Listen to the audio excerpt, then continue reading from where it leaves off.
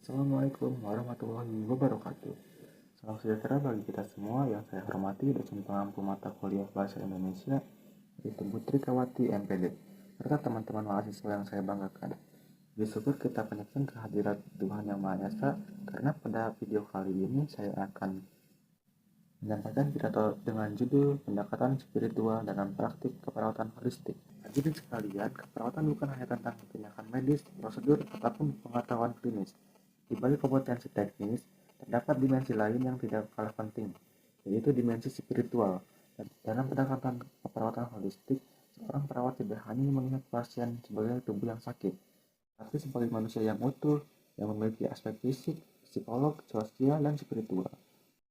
Pasien membawa pergumulan batin masing-masing ketika menghadapi penyakit, ketakutan, kecemasan, rasa kehilangan harapan, dan pergolakan iman seringkali muncul bersamaan dengan kondisi fisik mereka. Disinilah peran perawat menjadi sangat berarti. Memberikan dukungan spiritual bukan berarti berbicara soal agama tertentu, melainkan bagaimana kita membantu pasien menemukan ketenangannya, makna, dan kekuatan dalam proses penyembuhan mereka.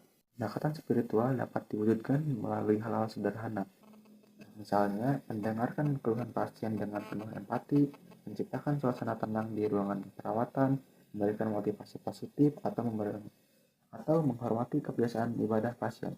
Hal kecil tersebut seringkali memiliki dampak besar terhadap kondisi mental dan fisik pasien. Hadirin yang berbahagia, penelitian juga menunjukkan bahwa pasien yang mendapat dukungan spiritual memiliki tingkat kecemasan lebih rendah, harapan hidup lebih tinggi, serta kepuasan perawatan yang lebih baik.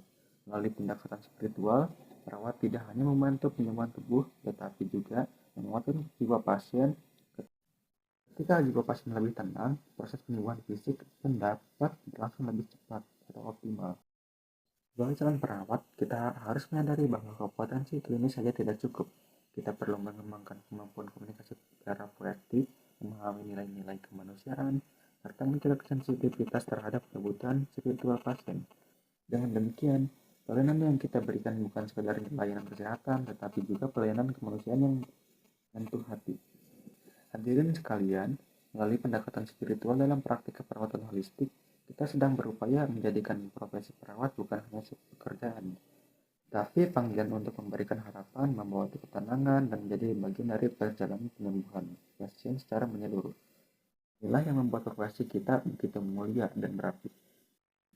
Sebagai penutup, mari kita jadikan nilai spiritual sebagai bagian dari identitas profesional kita. Karena pada akhirnya kesembuhan tidak hanya berasal dari obat dan tindakan medis, tetapi juga dari hati yang tulus dan kehadiran yang penuh empati.